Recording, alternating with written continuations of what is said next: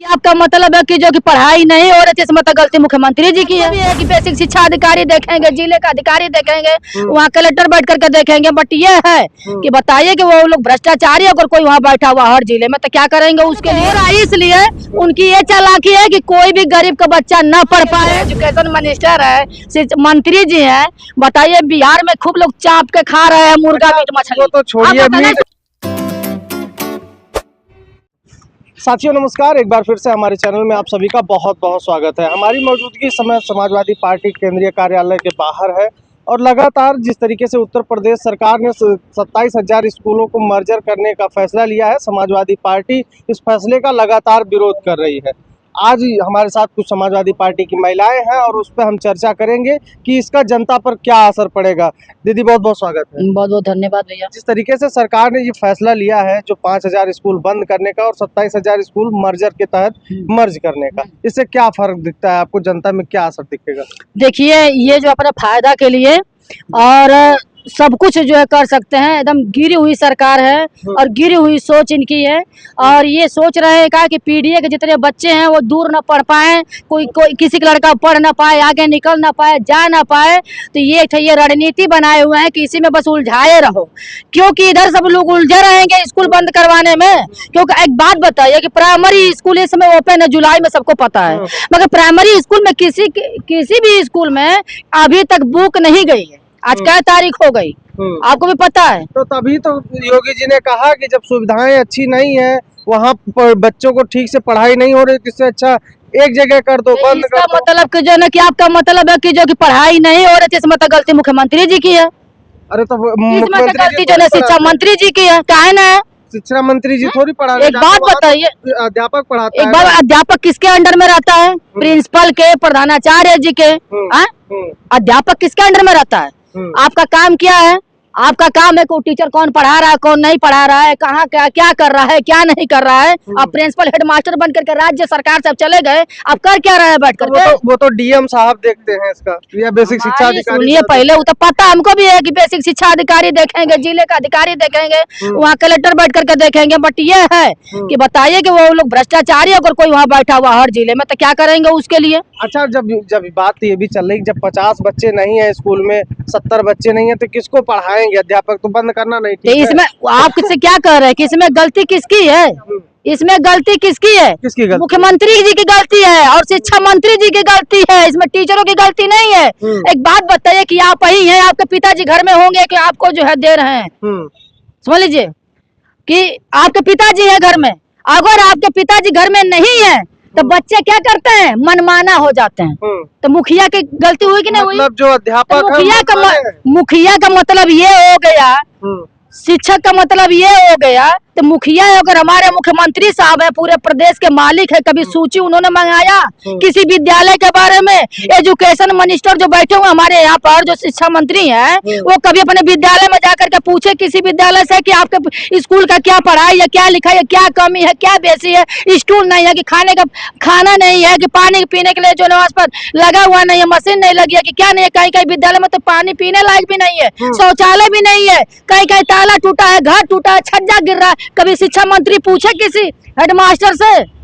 कभी पूछे? कभी नहीं पूछे। इसमें तभी इसीलिए बंद हो जा रहा है। देखिए, बंद तो हो रहा है इसलिए उनकी ये चालाकी है कि कोई भी गरीब का बच्चा न पढ़ पाए, विद्यालय बंद कर देंगे। तो हम आपके माध्यम से ये कहना चाहेंगे कि मेरी माता बहनों, जो आप प्रत्याशी चुनते हो, वोट डालते हो, तुम्हारा प्राइमरी विद्यालय अगर 1 किलोमीटर पर बंद हो जा रहा है तो वोट डालने कहाँ जाओगे? 50 किलोमीटर जाओगे, 10 किलोमीटर जाओगे। 2 लाख उत्तर प्रदेश में बढ़ाए जा रहे हैं बूथ।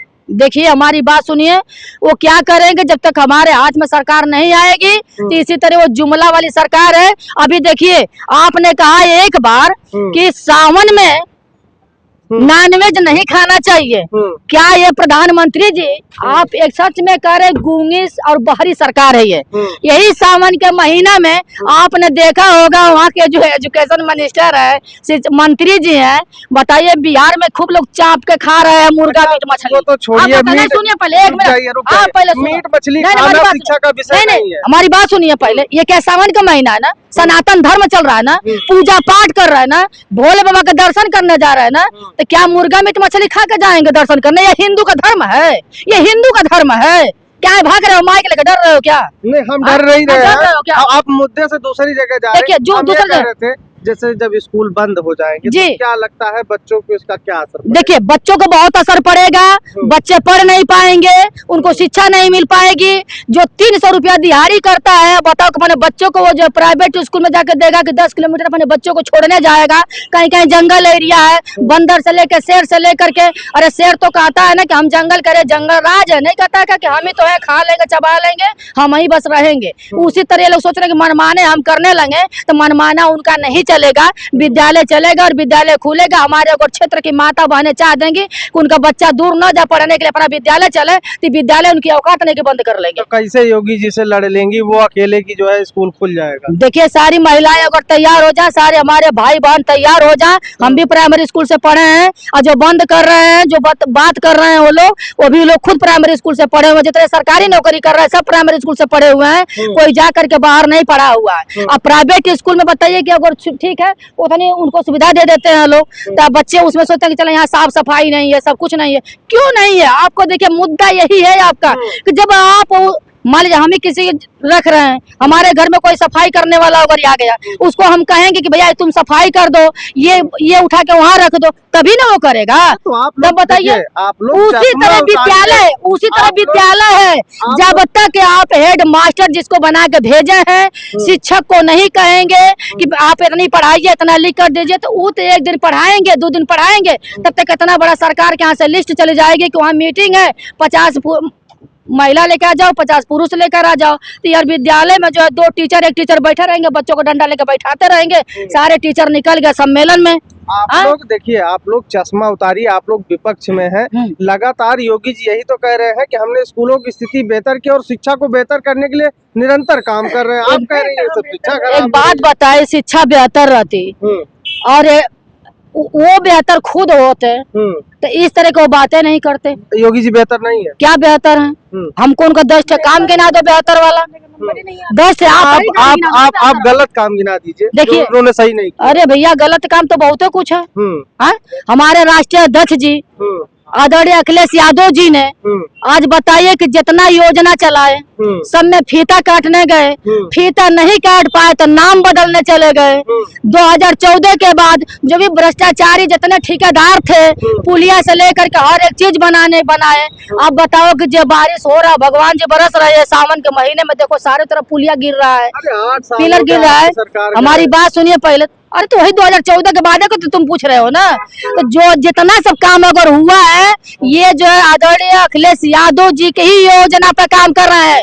लखनऊ में अगर मेट्रो चल रही है, आज आदरणीय अखिलेश यादव जी का देन है। योगी जी काम नहीं कर क्या कर रहे हैं? हाँ, वही तो पूछ रहे हैं, हमको तो नहीं कुछ दिखाई दे रहा है, हमको तो नहीं कुछ दिखाई दे रहा है। इतने सब धर्म के विषय पे, हर एक मुद्दे पे एक बात बताइए, आय दोगुनी कर दिए, महिलाओं को फ्री सिलेंडर दे रहे, तमाम योजना। अच्छा एक बात बताइए, किसको फ्री सिलेंडर मिला है? होली पे नहीं मिला आपको? हमको क्यों मिलेगा? आप समाजवादी हैं इसलिए तो नहीं मिला। हमारी बात सुनिए, ऐसा कुछ भी नहीं है। सिलेंडर अगर मिला है जिस माता बहनों का ना, तो उनको जो बताइए कि गैस का दाम कितना बढ़ा दिया। गैस का दाम बढ़ गया तो सिलेंडर देने से क्या हुआ? वो तो सिलेंडर सब फेंक दिए हैं, चूल्हे पर फिर खाना बना रही हैं, और 1500 रुपया हो गया।